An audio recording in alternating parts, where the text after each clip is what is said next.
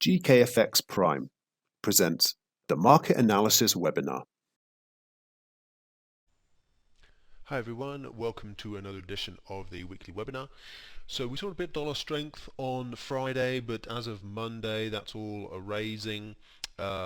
Gold still down near the 1850 handle. We've got Bitcoin just above 33,000, and the British pound up above 137 just about, and up near close to 3-year highs. Also the euro up near its highs, obviously, as I said, retracing some of that dollar weakness from just the end of last week. Mostly last week was the story of dollar weakness. We got a little pop on Friday, so mostly a week in which the euro and the pound and these other currencies were gaining, and just a little bit of weakness on Friday, which seems to be a raising at the start of the new week. So let's dig into the details of this. As you can see, I've got the three major currency pairs. I've also got the S&P and gold, and I've got WTI and Bitcoin. Any other markets you want us to cover, please just drop us a note, and we can always do a specialist video on it, or we can add to next week's video. Happy to assist on that. Or any other broad questions or comments, obviously just drop those in the wherever you're watching this, be it YouTube or other social media. Right, let's have a look at the euro. So let's remind ourselves of the bigger picture. Still broadly speaking an uptrend. We're well above our 200-day moving average, which keeps us generally positive, but we're a little bit wary because we're so far above it. Down to the 4-hour chart, you can see that basically we've had a dip, and we're just trying to work out if that dip is finished and if we're ready to buy in up towards the old highs again. And you can see here on the short-term chart, is basically if we can kind of recount what's been happening here, we can sort of say, okay, so dip as normal to this previous rising trend line, but weren't able to hold it. Tried to rally off there, nothing happened, dropped, pulled a bit lower, had a bit of a rally here, but sold straight away. Had another rally here, got sold into straight away, had another bit of a pickup just below these lows here, sold into again. Had a rally up here, but this time around the selling didn't make it down to the previous low, and so now we've actually made higher highs. We've had one higher low and one higher high, so a slightly stronger correction this time, sign of a bit more enduring strength. And so this, after a few drops and a few stalled rallies, we look a little bit closer now to resuming our longer term uptrend. And it sort of makes sense because we pulled down right down to this last little dip before we had the big rally up and the big breakout through 120. So we basically we've seen dip bias come in between 120 and 121. So now what we're looking for is potentially a resumption of this move higher, and a previous test of these old highs, but as we stand, we're pretty close to where we've basically pulled up to here. We've come back, and you can see we've tested that previous high. Now that could be all that's necessary in a strong uptrend. All you do is you make a high, come back, test the old high, and then you rally up again. So we may be ready just to rally up straight from here. You can see that corresponds with a dip down to 121.50. So we basically broke 121.50, came back, tested it, and ready to rally on again. That's a possibility. For me, we're a little bit far off an area that can comfortably be called. It's basically, if you think of it like this, we want to see is a kind of a rally up, and then a dip back towards that low to confirm that low, basically we want to buy at that low, that where the rally took place from, but we want to buy close to it. And, we want to buy somewhere within, maybe, depending on what time frame we're operating on, so this is a 4-hour chart, if we put a 50 pips down here, you can see 50 pips from this previous low takes us up to 121. So that's because we basically bottomed at 120.50, and so you can see, had you seen this rip up and then bought back 50 pips above that low, you would have bought into that dip. And then we sort of want something similar here. Now, if you're being more aggressive, then you can buy within 100 pips, but that's more something for like a daily chart setup. On a 4-hourly chart, you don't really want to give it quite so much room. If it was 100 pips, say, we're already within that kind of area, and you would just be comfortable buying it up here with a 400 pip stop loss down to that lows. Personally, I don't think that's quite appropriate. I mean, you could say that we're actually, again, because it's all happening at the round numbers, we are actually still 100 pips off that major low. But I would say this is probably the around 120, 150 for me would be the absolute highest I'd want to be buying, and ideally, and obviously we're more like 120, 180 now. So either we've missed the bus, we've missed the train, it's already about to take off, or the market's going to give us another opportunity. For me, I'd rather just wait for that, that higher risk towards opportunity in case it does happen. It might not, of course, and give us a chance for a dip down somewhere, and let's see if there's any kind of retracement that could make sense for us. In that magic area between 50 and 61.8% retracement, assuming that this break of the high and this low is holding. This is basically a trade to place if you think this rally is going to resume in line with the kind of longer term uptrend. If you're looking more towards the short side, well then obviously we are coming close to this little kind of peak here, but I'm not from a kind of daily perspective, that's not really a major swing point in my mind. You can see that's to some extent explains where we are at the moment. That was the previous peak here, and you can see that basically 50 pips within that peak, some kind of weaknesses started coming in, and a little bit of a pause to this little rally up. So that's kind of where we are at the moment. We're kind of trading within 50 pips of this old high, stalling a little bit around 122. But to me, on a kind of given the fact that we've made a higher high now on this time frame, for me, I'd be more looking at if I am going to be getting short the market, it'd be up around 123, 50 points from the old high. And if you're being aggressive again, it could be within 100 pips of that old high, or if you're leaving some room above the high, then it's somewhere in that kind of region. You're looking to me, you would be looking to sell higher up based on a kind of daily time frame of a test of an old high. It'd be up here that you want to be selling, and down here you want to be assuming this little rally goes a bit further. Now, it's not to say it can't just roll over from here and just go down and drop to new lows. That's fine, it can do that, but it's just in terms of, you've got to think, not trying to predict what the market's doing, but where will the market get to, where could the market get to that would set up a kind of good risk to reward opportunity, and to me that would be further up here. Right, moving swiftly on, so bit of in the shorter term, looking for a bit more strength in euro.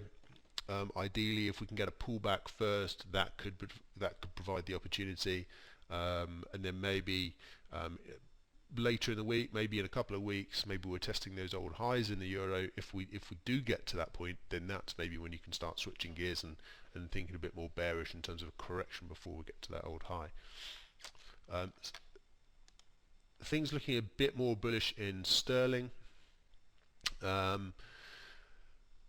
Here you can see that basically, if I pull up to the daily chart first, you can see we've taken out that previous peak. We've chopped around it a bit, but we did ultimately,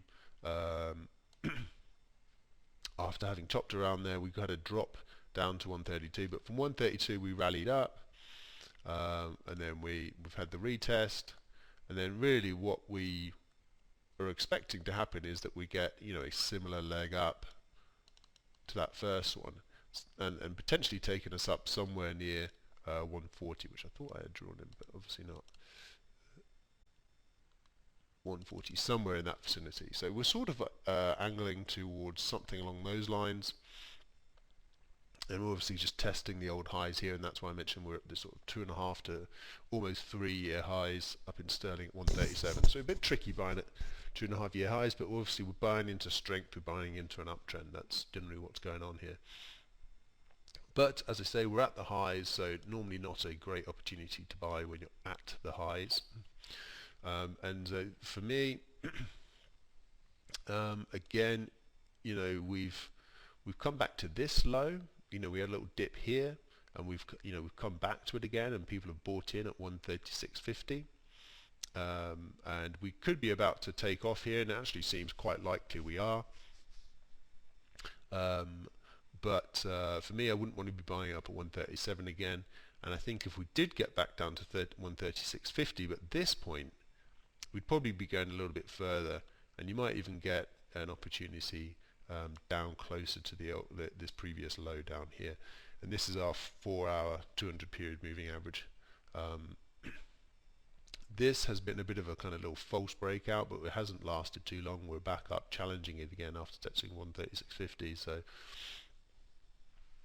it looks a bit choppy in sterling, but still generally bullish, still looking for you know, above the short-term 200-day moving average, and we're well above the longer-term 200-day moving average. You can see generally we're trying to make higher highs and higher lows. You know, on the short-term chart, it looks obviously a lot choppier.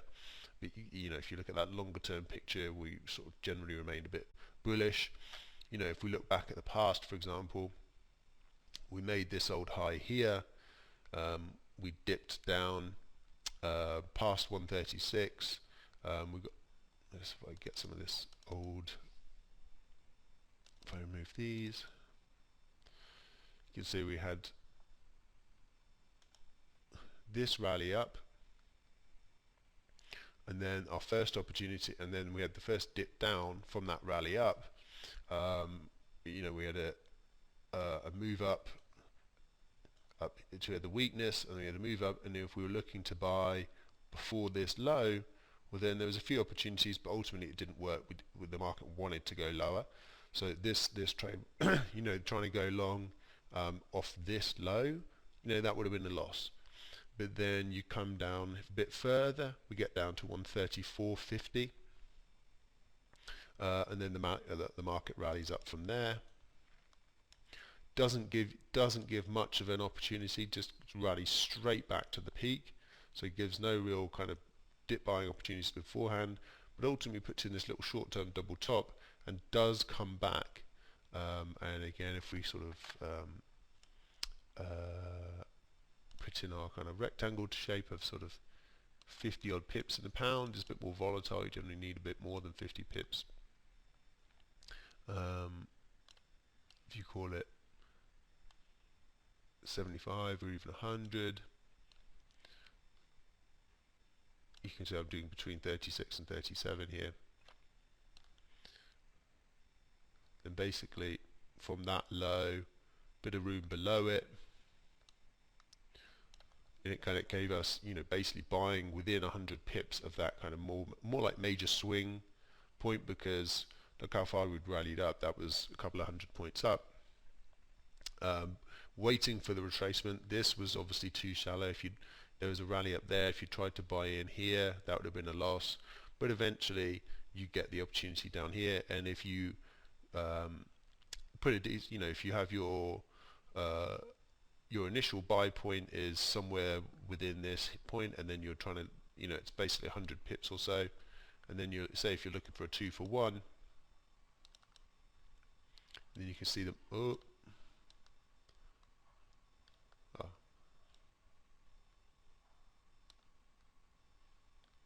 The market just about kind of did it. You know, buying within 100 pips of the low, and then another 100, another 100, almost.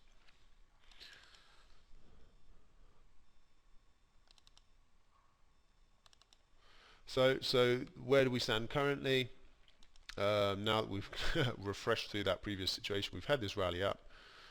We've had one little dip down here. Potentially that's enough to buy in off 136. 136.50. But if it's not, if we stall again, it might give us a better opportunity downwards, maybe down at 136 again, and give us a bit more, put us a little bit closer to this kind of swing low down here.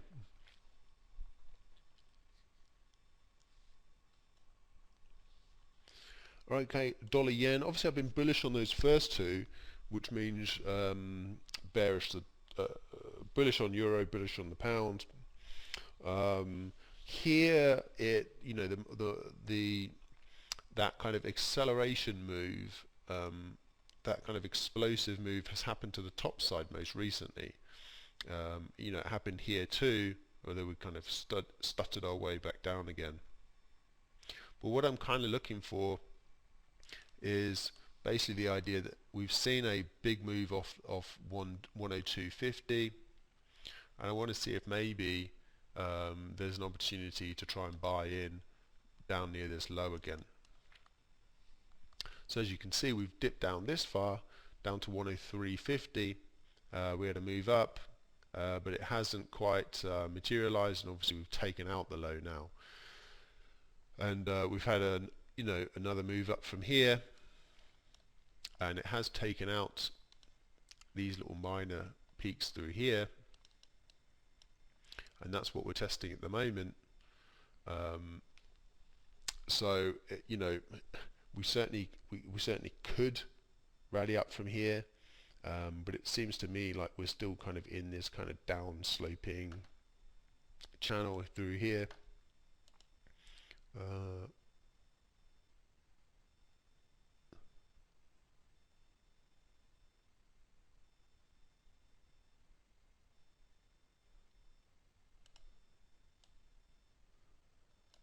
We're basically in this kind of thing.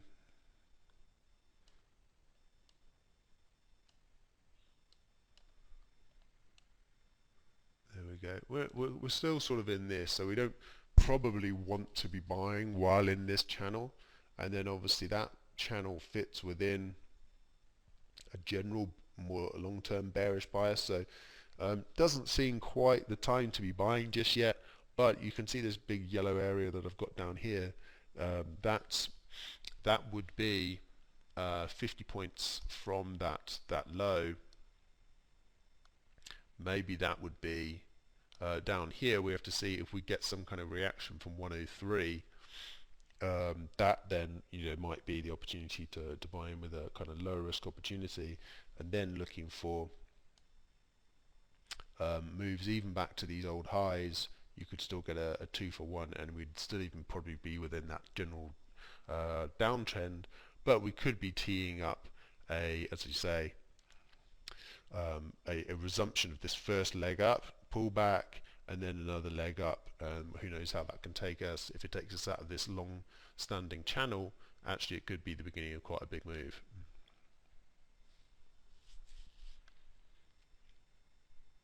So still bearish for the time being in dollar yen, because we're within that channel, but we're of the mindset to try and buy a dip of this big leg up. Even though it's kind of counter trend, it seems like this channel or falling wedge that we've been in for a while, it seems like it's ready to break. So we've got a little bit of a mindset to on a slightly more medium term basis to try and look for a low down at this 102.50 roughly, where it bottomed out. But obviously if you're trying to pick the bottom of a market, there's absolutely the probabilities of it being a bottom are kind of against you. So in a way, you don't want to push your luck by trying to buy really high off the low. Just buy somewhere near the low, and quite likely you're wrong. It's always difficult to pick a bottom, but if you're right, the risk to reward can be very good. Okay, moving swiftly on to the stock market here, you can see we're still within this rising trend line here. It's just been steady dip buying, and so I think if we see, we can see rally up, pull back to this trend line. So if we've just had this rally up, it's had a dip back to these previous highs through here, so that might well be enough. We're already, I mentioned that we had a kind of rally in the dollar and a dip in stock markets already. futures pointing up, index futures pointing up.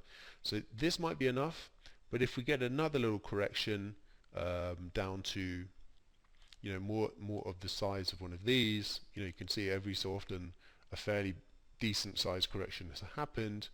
If we get another one of those, depending on it, even if we go a bit higher from here, maybe it ends up being around 3,800. And you can kind of see each of these dips of sort of, the last one was at 3,700, the next one was 3,750.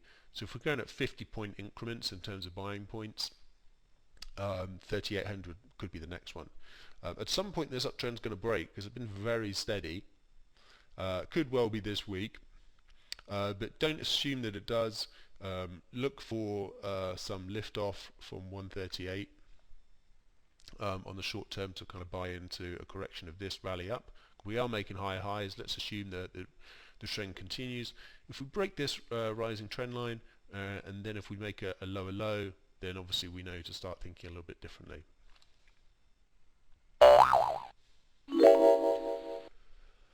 Now we're on to gold. So we're back down. This is the daily chart.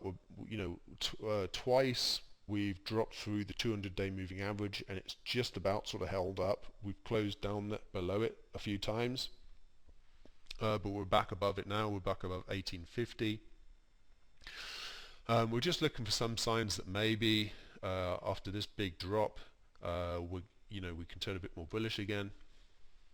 There is a small bit of evidence. So we came down to 18.25, call it. We had a rally up from there, but we weren't really able to do much with it. No real new highs were made through there. We dropped down, made a new low just above 1800.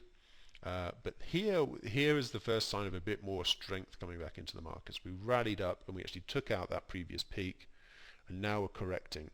And you can see there's been first set of buying came in here ahead of this previous peak here. So it's a matter of where you think this dip could finish.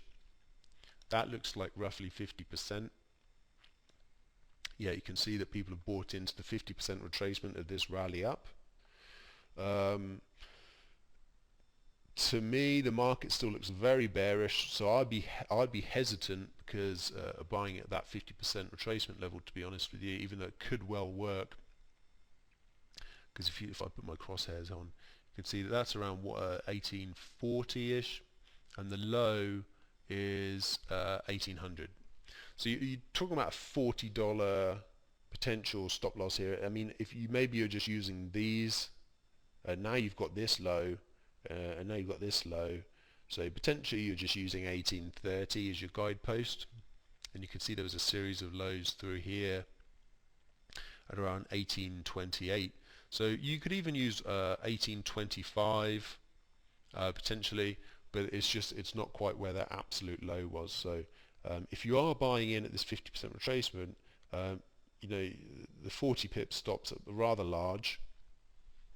But then again, it depends what you're targeting. If you're targeting a test of the old highs,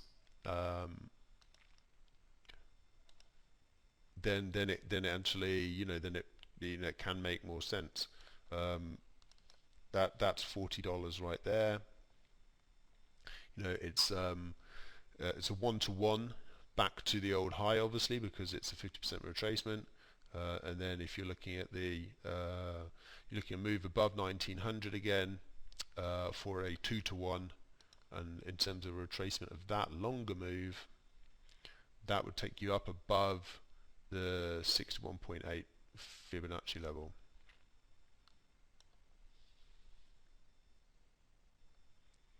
So it's a personal preference here, and it depends how far you're kind of aiming to the top side. If you do think this gold market's done, for me this was just very bearish, and I'm inclined to wait for a bigger move up to try and sell into, rather than try and buy a dip down here. But if it did get very low, close to these spike lows down here, then then it might be worth a shot. Okay, moving swiftly on to crude oil. Crude, got a potential triple top here. This is on the 4-hour chart. You know, I was already talking, I think I was talking last week about a potential top in crude, but we didn't get much, you know, we didn't go too far with it. We rallied straight up to the peak again. And now, as we speak, we've pulled back from the highs and we've dropped down. We did dip down, make a low. Now we've tested these little interim lows. We're basically in a trading range, but the bigger picture is obviously very bullish. However, look how far we are above our 200-day moving average. We could do with a bigger correction. Pretty sure I was saying exactly the same thing last week. You know, only so many things change in 7 days in terms of this bigger picture. I think if you are looking to get short, okay, you know, we have had some signs of weakness in terms of this latest leg here, and you know, obviously we didn't rally up from here when we kind of stalled out. We did turn lower again. But for me, probably what I'd want to see first is more like a drop out of this range. Maybe not that far, but you know, drop substantially below that low, and then look for a retracement to sell into that one. I think now at the moment, with the market still fairly bullish, and in the short term we're in a trading range. It's hard to, I wouldn't want to be selling necessarily in the middle of the trading range. That's normally buying or selling in the middle of the trading range is normally a recipe for trading losses. Right, last but not least, Bitcoin here. So we obviously had a fair bit of volatility in Bitcoin recently. The market's turned more sideways. We dropped down below the 30,000 level, but actually it has held for a second time. It turned out to be a false break for the time being. Got down below 29,000, but now we're up above 33,000 again. But you can see in terms of this is a 4-hour chart. If you're calling that a substantial peak, on the hourly chart you can see a bit better. If this is basically $1,000, and you can see that basically off that peak, people have been, if using that as the peak, people have been selling, you know, within 1,000 of that previous peak. We rallied quite strongly off the lows here. We've not had a kind of a proper challenge of these lows after a big bearish run. Don't necessarily have to in Bitcoin, which is obviously such an overall bullish market, but I would be more inclined to try and wait for a move back down to kind of test these old lows again. You know, it could either be you know, this is just $1,000 off the low, or if you're being more aggressive, $2,000 off the low with a bit of space. Kind of takes you back down to a recess of those dips through there. Then you know, you basically had the rally. What we're looking at is we've there was the we already had one drawn in, so we were downtrending, made a high, pulled back, broke above that high, took out that kind of more substantial high here, and now we've dipped back to, you know, into the zone between those two highs, this high specifically, and people have bought into that, and now we're back at the highs again, and that might be enough. But again, you know, for me, do I want to be buying that high up? We're, you know, maybe with stops below these lows. I would say not necessarily, because it's been such a kind of bearish market. Maybe we want a bigger dip first. So if we're looking at something more like rally up and then a bigger dip, that to me would be a better opportunity to be buying low there. And again, you know, sort of 61.8% retracement maybe. See how the market's behaving by the time it gets down to there, but you know, maybe something more like this. Here you're buying right into the highs. Even down here, to me, the you have to risk to really kind of, if you're picking this as the low, you know, you're buying well above it. Down here, it's that's a couple of thousand above, and then again, depending on how many thousand you're pointing above it, that'd be a 1-to-1, that'd be a 2-to-1, 3-to-1, 4-to-1, 5-to-1 ish. So yeah, if you're targeting 40,000 again from near 3100, 3100 that's 900 points upside versus 2000. So you're really kind of over 4-to-1, 4.5-to-1 kind of thing. Gives you a good risk-reward ratio. Right, hope that makes sense. Let's see what happens. Maybe we're going to get another downdraft in Bitcoin. The market has been a bit bearish of late. You did take out those momentarily. Maybe we're going to have finally sink through the 200 period moving average. But we'll have to see. Right, thank you very much everyone. Have a good week trading. See you at the same time next week. And if you got some good use from the video, obviously please make sure to click that subscribe button, like button. It really helps us keep making these videos. Thanks everyone.